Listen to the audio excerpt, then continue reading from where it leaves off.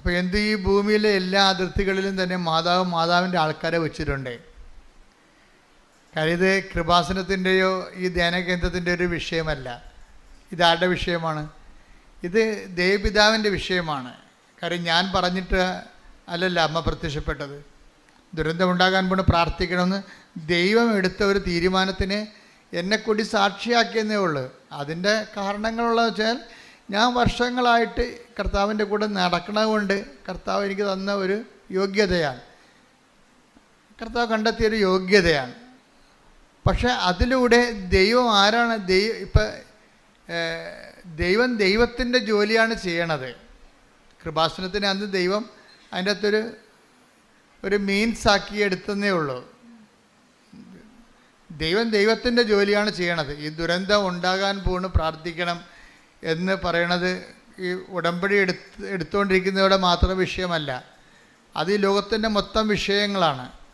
അത് സഭ അറിഞ്ഞ് സഭ ഇത് പൊതുവായിട്ട് ഈ പ്രത്യക്ഷീകരണത്തെക്കുറിച്ച് പഠിച്ച് എന്താണ് അതിൻ്റെ സന്ദേശം കൈമാറുന്നത്, ലോകം മുഴുവൻ പ്രചരിക്കണതും. ഇപ്പോൾ തന്നെ ഈ ദൈവത്തിൻ്റെ ജോലികൾ മനോഹരമായിട്ട് ചെയ്യുന്നുണ്ട്. കാര്യം പരിശുദ്ധ പിതാവാണ് ഇത് പറയണമെന്നുണ്ടെങ്കിലും അവസാനം പരിശുദ്ധ പിതാവാണല്ലോ ഈ പ്രത്യക്ഷീകരണത്തെക്കുറിച്ച് പഠിച്ച് പറയേണ്ടത്. എന്നാലും കത്തോലിക്കരല്ലേ കേൾക്കത്തുള്ളൂ. അതല്ലേ വിഷയം. ഇപ്പം തന്നെ ഇവിടെ വരുന്നത് ആരാണ്? ഹിന്ദുസ് വരുന്നുണ്ട്, എവിടെയൊക്കെ മുസ്ലിംസ് വരുന്നുണ്ട്, CSIക്കാർ വരുന്നുണ്ട്. അപ്പോഴെന്ന് വെച്ച് കഴിഞ്ഞാൽ ദൈവത്തിൻ്റെ ജോലി ചെയ്യുന്നുണ്ട് ഇപ്പം തന്നെ. എന്ന് വെച്ചാൽ എല്ലാ മനുഷ്യരെയും ആണ് ദുരന്തം ബാധിക്കാൻ പോണത്. അത് ക്ലൈമറ്റ് ചേഞ്ച് ആയാലും ശരി, മറ്റു തരത്തിലുള്ള ദുരന്തമായാലും ശരി. ദുരന്തം ജാതി മതം നോക്കിയിട്ടാണ് ദുരന്തം വരണത്? അല്ല.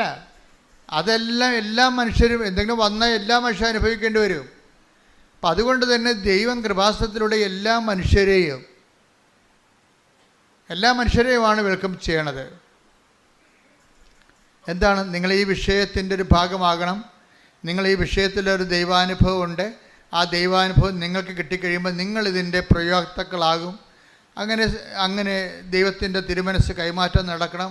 അപ്പം നിങ്ങൾ ഇതിൻ്റെ അകത്ത് ഒരു കുറിഞ്ഞ് മരുന്ന് ഇരിക്കുന്ന സ്ഥലമെന്ന് പറയണത് ദൈവത്തിൻ്റെ തിരുമനസ് നമ്മൾ മറ്റുള്ളവരെ അറിയിക്കുക എന്നുള്ളതാണ്. അതാദ്യമേ നിങ്ങൾ ചെയ്ത ഉടമ്പടി പെട്ടെന്ന് ലൈവാകും. നിങ്ങൾക്ക് അച്ഛൻ പറഞ്ഞാൽ മനസ്സിലാകുന്നുണ്ടോ? ഇതിനകത്തുള്ള ദൈവികമായ രഹസ്യമായ അജണ്ട എന്താണ്? രഹസ്യകാര്യ പരിപാടി എന്താണ്?